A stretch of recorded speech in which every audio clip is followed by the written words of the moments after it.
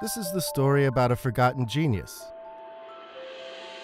a gifted sculptor, artist, and modern-day Leonardo da Vinci, whose UFO-like invention was the realm of pure science fiction. But it's also a story about this man, his fixation with the past, and living on borrowed time.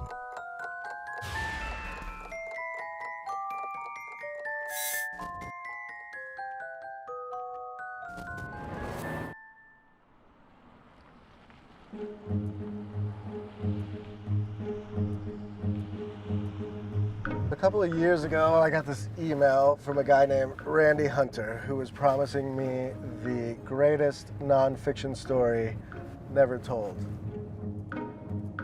It was about this inventor who lived here in the outskirts of Silicon Valley. He had done all sorts of amazing things, but he'd been forgotten by history. And for one reason or another, I bit on this email. And for the last 2 years, I've been coming to this guy, Randy Hunter's place, where he has built a temple to his obsession, which is this inventor.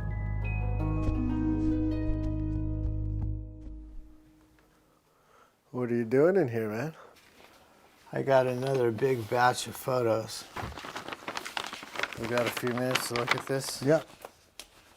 Meet Randy, a successful art dealer and fine art collector. And this is the guy he wants everyone to know about, Alexander Weigers.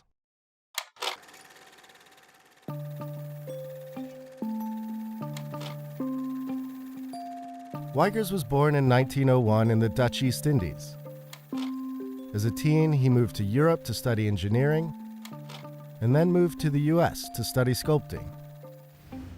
Near the end of World War II, Weigers settled in Carmel, California. And it's here he carved out a most unusual life. He built a house made entirely from recycled materials and objects crafted by hand in his blacksmith studio. Weigers' ability to live off objects that other people threw away turned him into a cult figure. Youngsters traveled from around the world to take his tool-making and sculpting classes. They also came to marvel at his art. This is probably the most photographed Weigers so far. Randy discovered Weigers in 2008, when for the first time, his sculptures were put on sale. Randy snapped up the lot. As an art dealer, he had dreamed of hitting it big by finding an unknown artist and making him famous, and figured that Weigers was his man. This sculpture is my favorite one. But what started as a business deal turned into a life-altering passion. Over the next 10 years, Randy spent countless hours and millions of dollars tracking down Weigers' sketches, personal belongings, and all the finished artwork he could lay his hands on. He produced a movie about Weigers, wrote a book about him, and became convinced he discovered a hidden genius. What draws you in? What makes you fascinated about this man? I immediately fell in love with him because he was just like my style. And I could see the depth in his work immediately. And he needed to be shared with the public.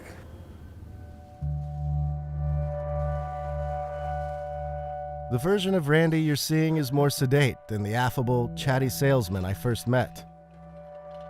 In late 2017, he started to lose a multi-year battle with cancer, and painkillers made it tough to get around and think straight. Go ahead. Sure. A few months ago, his cancer came back, and as you'll see, he's not at his best. He's not the same guy that he used to be, and it's a difficult part of the story. His whole mission has been to make this Weigers man as famous as he can be, and Randy might not get to see the end of that story. This is his drawings, blueprints. Okay, how do you find all this? Look at this, man. This is all these letters. Digging, man.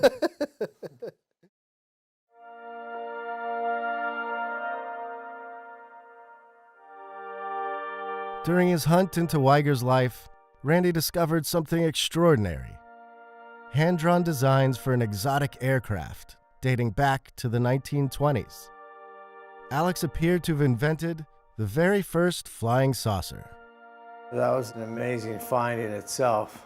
When I saw the blueprints, it was undeniable that he was the creator. Weigers called his futuristic flying machine the Discopter. Designed to take off vertically and float on a cushion of air, it was a unique concept, and one he thought cities of the future would make full use of. Weigers patented the Discopter in 1944 and then tried to sell it. He starts sending all of these letters to all kinds of companies, telling them about his invention.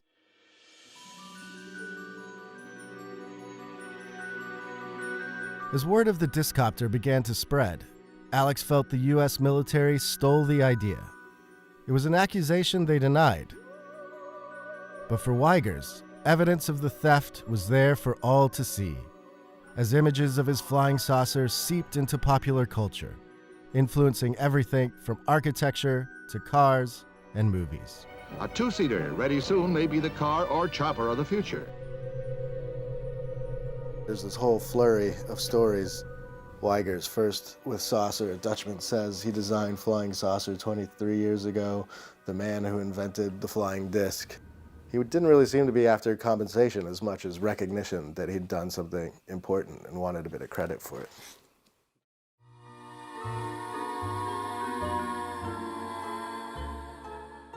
Spoiler alert, the Discopter never became a reality. But the flying saucers it inspired live on in Randy's collection of UFO memorabilia. This is the room that I think of as the ultimate Randy room. This is the tribute to the Discopter. You've got books, you've got toys, everything you could ever imagine about UFOs. To me, this room has always represented the heart of who Randy is. He's this guy with a passion that I think we would all envy and hope to have for something, but also that bit of his character where he can go too far and gets obsessed to the point where some people, I think, would think he's a little nuts. How has your family and friends reacted to this over years as you've gotten deeper into it? Do they think you're a crazed man or...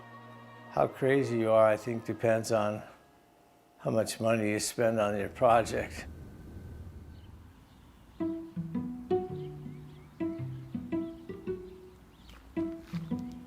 A couple of years ago, Randy and his partner Kathy forked out $1.6 million for the land where Weigers used to live. While the original house is gone, Randy's been busy, turning his new home into a temple to all things Weigers. This is Randy's workshop, and this is the room that I think ties him and Alex together. There's a mix of Randy and Alex's tools and the molds of Weigers sculptures all lined across the room. Outside, work has started on rebuilding Weigers' artist studio and blacksmith shop. And there are plans for a brand new Weigers museum, and a UFO fire pit is also in the works. It'll be shaped like a Discopter. And when you're actually burning a fire, it would be obvious from 100 feet in the air that there's a flying saucer on this property. You might think Randy has more money than sense. And let's face it, he hasn't managed to make Alexander Weigers and the Discopter household names. At least not yet. But in Weigers, Randy discovered a kindred spirit. A man who chose to live by his own rules and who created a legacy using his own two hands. What would you say to Alex if you saw him now? I wondered if you had dreamed about that moment or anything. I did dream about meeting him. Yeah? Figured it was the spirit of Weigers, basically telling me I'm doing the right thing and I should continue with my mission.